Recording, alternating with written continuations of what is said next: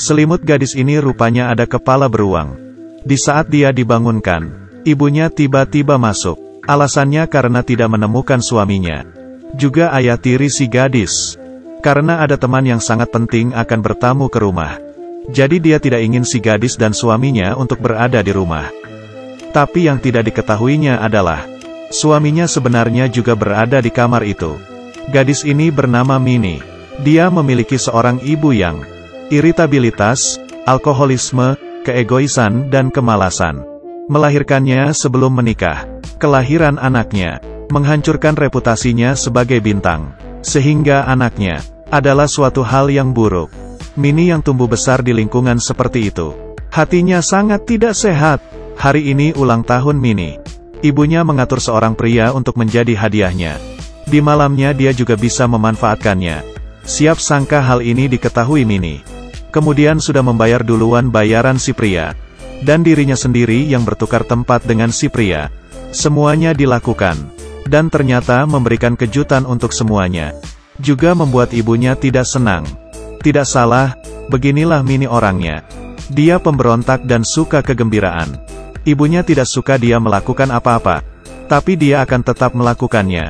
Hari ini ibunya berkata kepadanya, "Rok pendekmu akan memperlihatkan lemakmu." Minnie berkata akan menggantinya menjadi celana. Tapi kebenarannya, kakinya juga bisa menggoda pengantar barang. Dia juga mendengar saat ibunya masih muda, telah melakukan amal. Jadi di malam hari, dia terkadang bisa pergi berbuat amal. Karena dirinya masih muda dan cantik sehingga disambut dengan baik. Hari ini ada orderan. Bosnya menyuruhnya untuk pergi menandatangani. Siapa sangka di dalam kamar, dia terbengong. Di dalam kamar itu ternyata adalah ayah tirinya, Martin. Awalnya Minnie sangat panik. Tapi dia berpikir lagi, ini bukannya hal yang ingin dilakukannya. Kemudian dengan cara lampu yang dimatikan dan tatapan kosong, akhirnya menyelesaikan tugasnya. Hal yang berbeda ini, membuat langkah Minnie semakin cepat. Siapa sangka pelanggannya keluar untuk memberinya kunci. Ketika keduanya bertemu, suasana menjadi canggung. Martin seorang pria yang memiliki kontrol yang besar. Dia tenang dan tampan. Dan juga seorang bos di perusahaan besar. Ini adalah hal yang tak pernah dibayangkan. Perasaan yang aneh ini membuat dia ketagihan. Jadi dia mulai mengangkat matanya dari pekerjaan. Dan mulai memperhatikan Minnie. Di malam hari setelah istrinya tidur, dia akan datang ke kamar Minnie. Dan di pembicaraan kali ini, keduanya akhirnya melepaskan dendamnya. Dan mulai mendirikan suatu hubungan. Keseharian selanjutnya adalah adegan yang indah. Keduanya akan diam-diam melakukan hal yang berbeda. Juga bisa bersama-sama pergi bermain ke pantai. Di bawah matahari yang terbenam, ia mendapat pengaruh dari anaknya yang penuh semangat. Dan membuat Martin menjadi seorang anak kecil yang besar. Mereka tertawa bersama. Martin pun juga benar-benar jatuh cinta kepada Minnie. Di bawah bimbingan Minnie hari ini, mereka berdua akhirnya memutuskan untuk mengirim ibunya ke rumah sakit jiwa. Kemudian Minnie mulai mencuri obat di sekolah. Semacam obat yang bisa menghilangkan kesadaran. Dan menambahkan obat itu ke minuman ibunya. Juga dalam dosis yang banyak. Obat seperti ini membuat ibunya menjadi lemah. Dan memperbesar kecemasannya. Dengan cepat ibunya berkelahi dengan sahabatnya. Dan langsung ditangkap oleh polisi. Di suatu pesta juga bertindak seperti orang gila. Semua ini mengatakan ke semua orang. Kesehatan mentalnya ada masalah.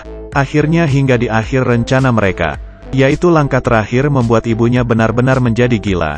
Hari ini kedua orang beralasan untuk pergi keluar makan.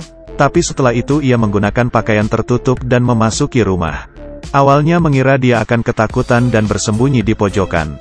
Tak disangka saat keduanya membuka pintu, menemukan ibunya telah meninggal. Ternyata demi menghilangkan rasa takut, dia meminum semua obat. Martin langsung menelepon ambulan. Siapa sangka Minnie menahannya. Istri pria ini baru saja meninggal. Wanita-wanita di sekitarnya mulai mendekatinya. Di saat pemakaman, sahabat yang sering ditemui istrinya juga mulai mendekatinya. Setelah acara pemakaman selesai, Martin dan Minnie memulai liburan mereka. Di malam hari, keduanya berendam di air panas untuk merayakan. Tiba-tiba suatu suara menyadarkan mereka.